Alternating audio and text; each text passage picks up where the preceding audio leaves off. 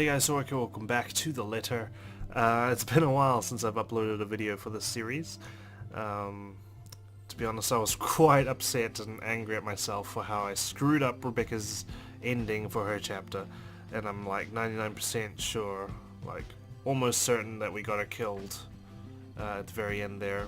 It sucks because like I really liked Rebecca, she was so awesome, and I really wanted to keep everyone alive, but of course I had to fuck it up by making stupid decisions.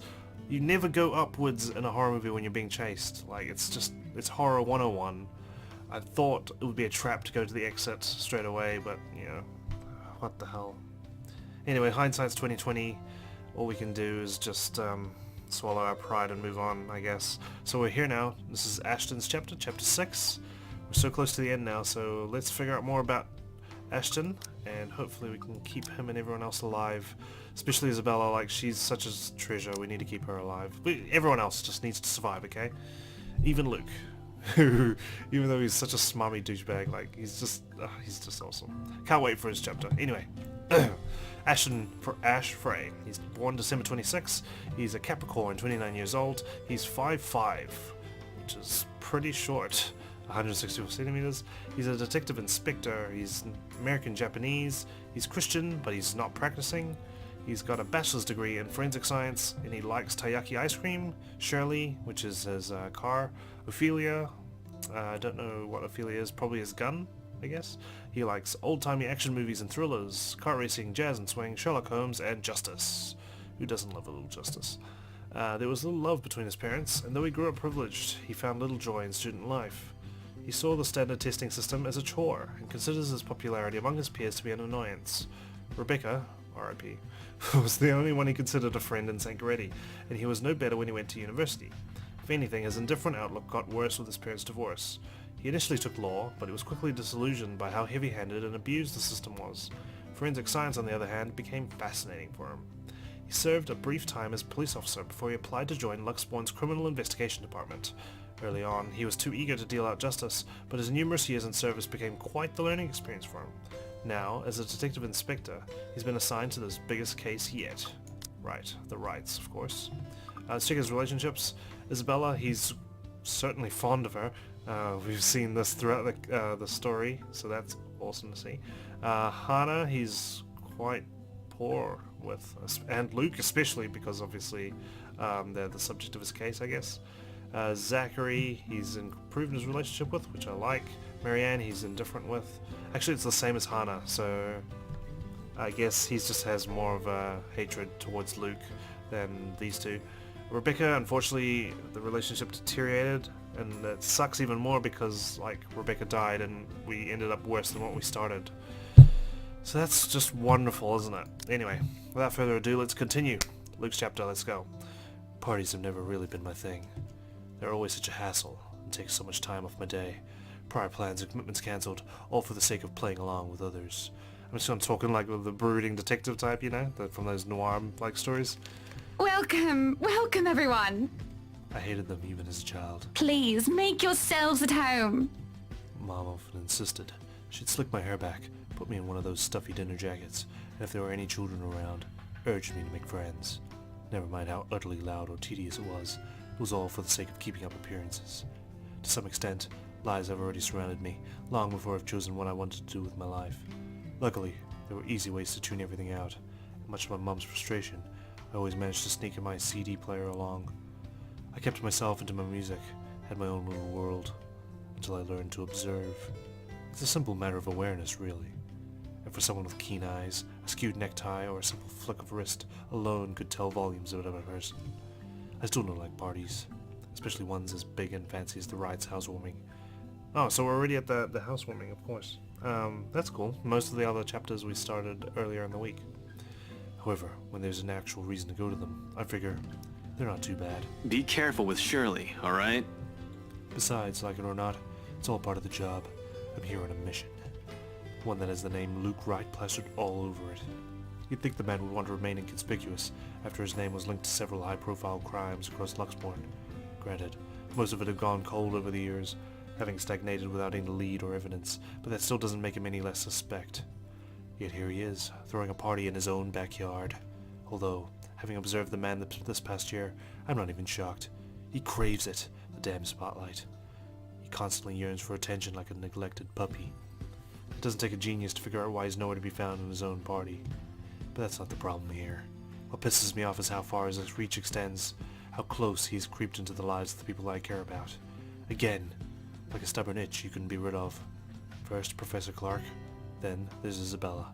I also spotted Z-Man here a while ago, and now there's also Rebecca. Can't you at least act with a bit more shame? Becca, if I find a single scratch on Shirley, there will be hell to pay. There will also be hell to pay if he so much as harms a hair on either Zach's or Rebecca's heads. Worrying about Isabella's brief dealings with him is stressing in itself already. I doubt he'll attempt anything in front of other people, though.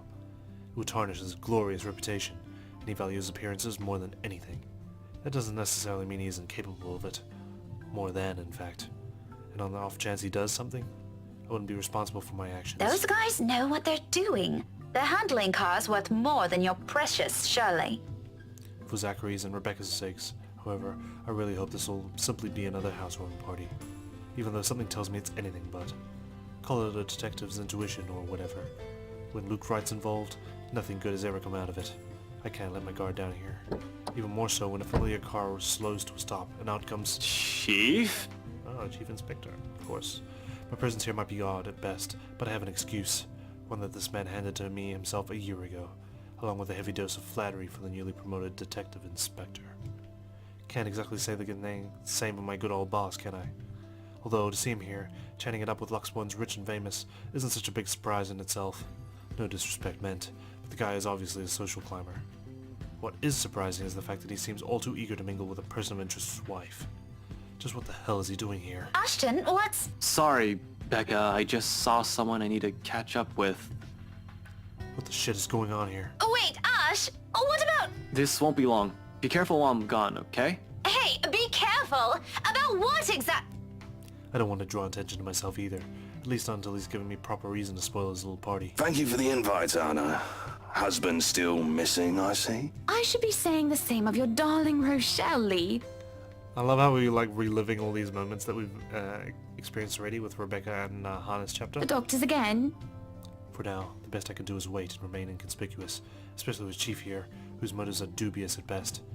If it means having to pretend I don't know Zach and Rebecca, or forcing myself to rub elbows with people I barely know, let alone like, then so be it. I can't involve anyone. Wandering is out of the question as well, when there are guards and civvies stationed here and there. Sure, getting past them is something I could do with ease, but I'd rather not right now. When I'm one of the few snooping and roaming about, it'd be best to try and do so once there's a crowd of people. If their interior designers' drunken claims are to be believed. Yes, well, what about Luke? Should we file a missing persons report now, or do you want to wait 24 hours? He's around.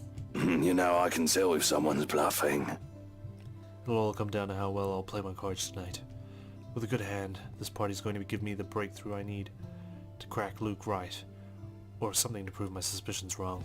Maybe find out what kind of game my boss is also playing. I've had an inkling before, a few hunches tempered down by how much of a bumbling fool the man appears. But one does not simply deal with the rights and get invited to a party they host without wanting anything from either of the two, or it's the other way around. With a last wary glance at the two, I head into the ballroom. I just hope this will not complicate things further. Shit. By the time the party's in full swing, night has fallen, yet there still isn't a Luke Wright in sight. The man can be quite ostentatious, but this, frankly, I'm impressed. I don't even know how many whores Devore... I probably screwed that up, I'm sorry. I've already stuffed my face with. One too many, probably. The server's already given me a stink eye every time I saunter over the buffet table. Blame your employer, not me. He's the one who has the guts to show up late. Besides, most of the guests' idle talk is concentrated in this area. Despite standing in the same roof with the very people they're whispering about, some just couldn't resist. I might as well keep an ear out for any useful info. Is Suarez still fixing that tech problem? Tech problem. It's been 3 years. Sooner or later, the Blighter will put 2 and 2 together. He might have already. If the red tape I'm being slammed with these past few months suggests anything. That, or someone has been pulling the strings. I wouldn't be shocked. This case would not have gone on this long if Scumbag didn't have a mule of some kind in the force. Shush you, we all know Suarez just wants an out. Suarez. Oh, Kylie Suarez. Oh yes, since Luke's her godfather, so I guess they're talking about her father. I knew he was bad news the day the merger with Evans Incorporated happened. Alright, so he's like a business partner. Okay. Fair. Glad I did not have to deal with that. I was wondering, like, Suarez, it sounded so familiar. But keep it down, someone might hear. The wife especially. Ooh. This kind of negligence has always been an advantage, but sometimes I wish I could be smashed drunk while doing this. Having sharp ears also means you get to hear the most unsavory things. Who cheated on who this week? Who's one person's motive for bashing someone's skull against a wall? Or a father's excuse for burning down his own daughter alive? Those sort of stuff. After a few years it gets tiring. You get desensitized to it. But humans could also be downright awful. Sometimes there simply isn't enough brain bleach in the world. Sadly, the wine is a no-go tonight, and mostly for show. I'm up for another drive later, for one, and I definitely want to be sober in case anything comes up. And something always comes up in assignments like this. A detective inspector dying of cardiac arrest, for example. Because I can feel the moment my heart grinds to a halt, the second I shift my eyes to a corner of the ballroom. Hannah Wright. Some will say I'm acting a touch bit paranoid, and maybe I am. This is a party, and she's the hostess. It goes to say that she'd take time to mingle with her guests. But Hannah Wright Evans isn't without her fair share of accolades. At least to the public, she doesn't seem like it. Unlike her husband, she's the one with the business sense, not to mention the impressive track record needed to manage a company. Or effectively hide whatever irregularity there might be. She's clean, as far as my agents and I have found, but that doesn't rule out a possible involvement with whatever her husband's up to. Hell, Luke Wright came out clean in previous reports until I bothered to take a deeper look into it. What I found may not be sufficient enough to bring anyone to trial, yet, but it's enough to nurture suspicion. This may be a bit of an overreaction, but no one lasts long in my line of work by being careless. You would catch his eye a lot better if you wore nicer clothes, don't you think? Didn't realize the housewarming was going to be this fancy. I would have gone with a nice dress if I knew. Nothing to be worried about then. She's probably even more careful with appearances than her own husband, having grown up with the spotlight focused on her. Yet, even knowing that the anxiety stays, has been here since the party started. I brushed it off earlier. Who wouldn't feel edgy, right? I've gone undercover in my party, hosted by the very person I'm investigating. That in itself is risky, and has plenty of rooms for error. Usually, though, the tension passes around the first half hour or so. I've been trained to remain composed in situations like this. However, with each second I spend here, it only grows heavier and seeks to overwhelm. Not feeling that someone's watching me instead. It's been like this since last week, but I should already be used to this. I can hear the frickin' voices. It's making my skin crawl right now. People would be looking at me, no matter how small or big a blip I am on their radar. That's what they do in these things. But when the feeling of eyes burning into my back lingers longer than necessary, I've been looking around every now and then to catch the culprit. No luck. And despite my efforts to push the sensation as far down as I could, tiny pinpricks continue to sting the back of my head, and the ghost of a cold touch creeps up my limbs, until my gaze switches back to Rebecca and Hannah Wright. Oh yeah, I remember this. Ugh. She stands there, dark-haired and dirty, sticking out like a sore thumb. Even so, no one seems to notice, even though Hannah's eyes have just like gone completely wide. They're almost matching the ghost's one. Although she's looking away from me, her mere existence here strikes, disturbs. A sense of tunnel vision binds, while I stand stock still and gape at her, like my life depends on making sure she stays where she is. I feel trapped in her presence, until another guest bumps into me, yanking me out of my stupor. Only then do I realize I've been holding my breath. Before I could figure out what happened, she's gone. A quick scan of the room yields no sign of her. The party continues as if nothing's amiss. I'm not really one to judge, but I'm sure someone like that wouldn't have been allowed into a fancy thing like this. What has the security been doing? Are they really that incompetent? For someone so distinct to easily get in without notice? There should have been an outcry by now, particularly from the host. She's been standing almost an arm's length away from the woman, and yet she simply continues her talk with Rebecca. Oh, the professor! And your little Becky! My parents couldn't make it since they're in Scotland right now. And Mom says hi, by the way. Is there something in the food then? And I'm starting to see things? It couldn't have been the wine, though. I'm every bit as sober as when I first stepped out of my car. The hors d'oeuvre? Why would anyone want to do that? Why would Luke Wright want to do that? He's fishy, but I couldn't see why he'd ever think it would be a good idea to lace the food he'd serve in his party, with someone like Chief Lee on the guest list to boot. He's been linked to narcotics trade, yep. However, that kind of tactic is blown. That much I could tell. Unless there's a mass murder waiting to happen here tonight, which I highly doubt. So... What the fuck was that? But there's no time to look deeper into this, even if I wanted to. Not when the telling silence comes upon the room and draws everybody's attention to the main doors of the ballroom. About damn time. Good evening, ladies and gents. Enjoying the party? I don't like how his name is Scumbag. I hope I'm not too late in welcoming you all to the right mansion. I've been tailing this guy for a while now. Before that, I heard stories from previous officers who tackled this case, none of which are pleasant. Mind, I'm not counting the incident with Professor Clark yet. Pleasant is glossing over the gravity of it.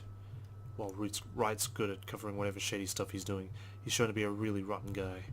At least, that's the case when he thinks none of his peers are around to judge him. I've lost track of how many counts of verbal abuse and harassment cases the guy could be pinned with. Standing in the same room as him doesn't make me want to punch him any less. Actually, there are just stronger, but protocols. My case, first and foremost. My own opinion of the man shouldn't get ahead of my purpose here. If I want to put him in his place, it should be in a court, with all proper charges filed against him. And I'll only be able to do that once I gather enough evidence to pin this bastard down. Welcome one and all to our humble abode. Tonight, if you have yet to find yourself in your roles, you are all ladies and lords of the court of your king and queen, if you would excuse my presumptuousness. So, enjoy the feast that has been laid out for your senses as we only allowed the best to be served. Enjoy the rest of your night, everyone! Suppressing my annoyance, I prepare to step away from the crowd. Amidst the cheers and claps, now is as good a time as any to move. Try to find that something the McCullough woman was talking about. In the first place, I have no plans to actually shake hands with the slime ball himself. Fake smiles plastered on my face, while I pretend to listen to one of the other guests gossiping about him, all while slowly inching out of the ballroom. Unfortunately, before I could get any further... Are you feeling ill, Rochelle? Rochelle's maternity accusation? Perhaps you need to sit down and... Or paternity accusation in this game. Rich people only have two ways to resolve their mess. Either they quietly deal with it behind closed doors, or they create an even bigger problem out of it, and it just blows up in everybody's faces, one way or another. Fun. No! Shut it, you monster! I ain't talking to you! I'm talking to this scumbag over here! You bloody bastard, standing there with your smarmy smile! Not even a few seconds in, this is already proving itself to be a big public spectacle. Why spend money on a television to buy daytime soap operas? You just go to one of these parties and see the action unfold in real life. You get free food, too. Really, if I were an actual guest, I'd just take this as some sordid form of amusement. Watch your tongue! You're on thin ice, Rochelle! Where's your husband? Who even invited you? But I'm not a guest who's here for a good time. I need to focus on him, even through this whole sorry tale. So I wait, I listen, I observe. Interesting, isn't it, though? That's the Chief Inspector's wife. Oh, okay. Saturday. Straight away. The morning after starts off quiet. Even the whole of Samuel Mall residences seems unusually still. The open hallway when I step out is devoid of tenants. No sounds coming from the other units either. It's almost as if something's brewing on the horizon. Peaceful night's sleep still does wonders for the mood, though. Can't even remember the last time I've slept without anything urgent interrupting. It's a nice break from all the bad news lately. If it wasn't for the insistent buzzing in my pocket waking me up, I'd sleep in. The ringing has stopped before I could move somewhere private, but sleep has also been effectively kicked out of my system by then. Pity. Could use a little more rest, till I have to face the other storm. That's Rebecca, right? Of course I owe Rebecca an explanation. Doesn't matter if it's the whole truth or another hastily spun tale. Although I haven't really figured out how to go about this. Yet. Unlike Zach and Isabella, who don't usually ask questions and are content with what little I could share, Rebecca's rather quick on the trigger. It'll have to be set aside for later, though. The Chief's name stares back at me, almost as if it's mocking me. Oh, I forgot this ringtone. I'm a cool dude, pretty fine for an Asian guy. Sup, I'm Ash from Deluxe City. Beggars watch out, can't beat me. Looking Would've been for nice to trouble? just chill after last night or maybe half listen to the news. Sure, it's the same thing we've been hearing lately. Still beats standing outside in the chilly Luxborn morning on the phone with my boss. Sighing, I answer it, only to get this over with. Right? Where are you right now? Now that's a tone I didn't expect from him at this hour.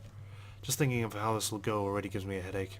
Immediately I reach up and pinch the bridge of my nose to stave it off. This is why I won't ever drink myself senseless. What was that? Nothing, Chief. A pleasant morning to you too. He's probably calling to rag on me or complain about his wife, which is really none of my business unless it affects my case. It seems like the usual rich man cheats on wife deal. Although I would have followed up on it if it were somebody else's wife. But figuring it's the Chief's, hey, I trust him to come clean if the missus is related to Wright's shady dealings. This is why I left before they even hauled the woman out last night. I'm not going to go around investigating cheating husbands and wives when it's probably just that. Chief appears to have a different idea in mind, though. There's nothing pleasant in the morning. Anyway, where are you? I told you millions of times before to keep your lines open. He did, and not only him. Zach, Rebecca, Isabella, all of them have said the same thing numerous times in the past. But I was undercover last night.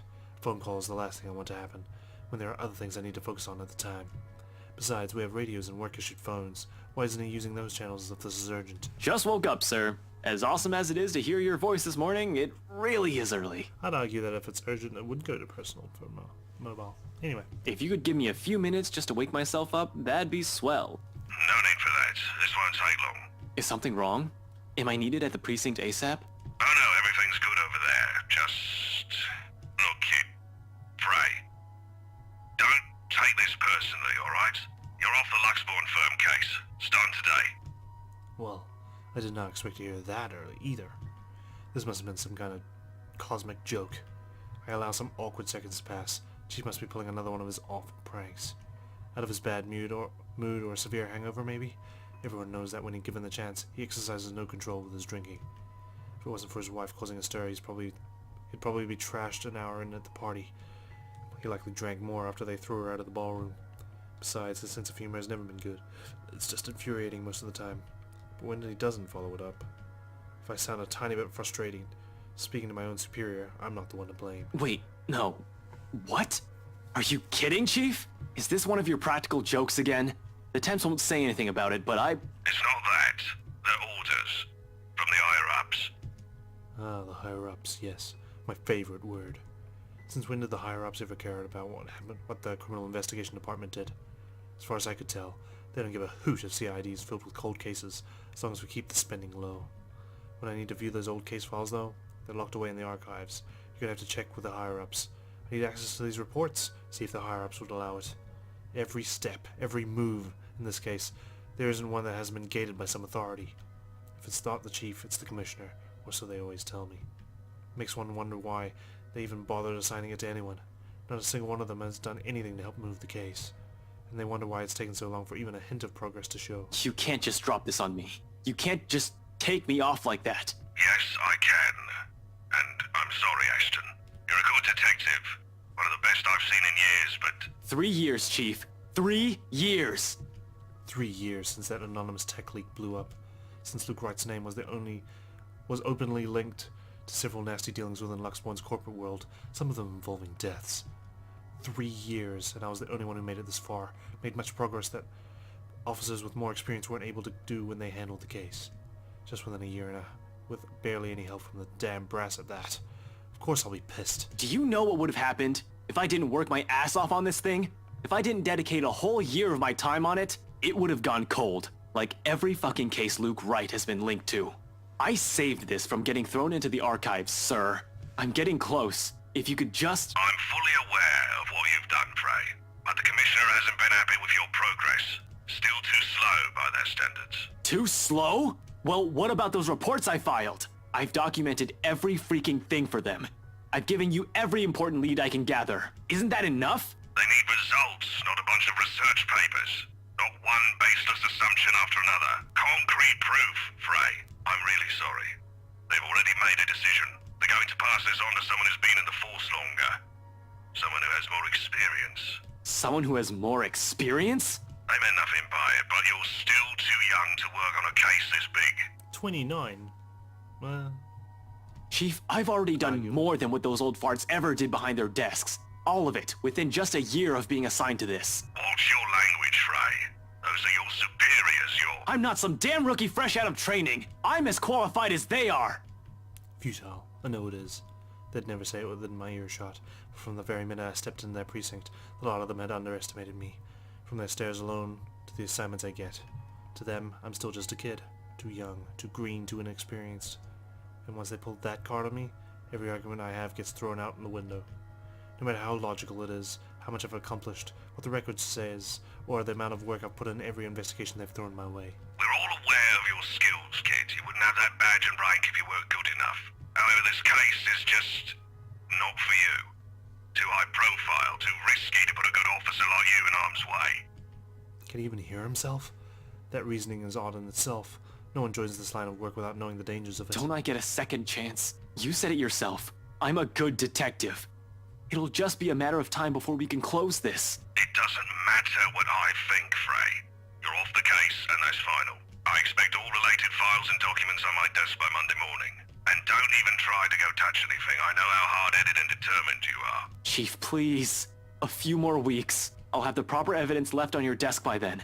I swear it won't take longer than that. Fred, it's too late, boy. I've already informed the other officers. You aren't to be allowed access until you've been given a new assignment. Hell, just keep out of the precinct, Frey. Take the weekend off. Seriously, Chief, is this about last night? If this is about me being at that party, I have a good reason for— You were at the party. Makes me pause. His wary tone, the sudden careful note in his voice. Slowly a frown forms in my face, my eyebrows knitting together in confusion. Much as I hate to say this about my own boss, there's also suspicion in it. Hard not to think of it that way when seeing how he acted around Hana right last night. Is he worried? Why should he be? Everyone who's anyone was invited.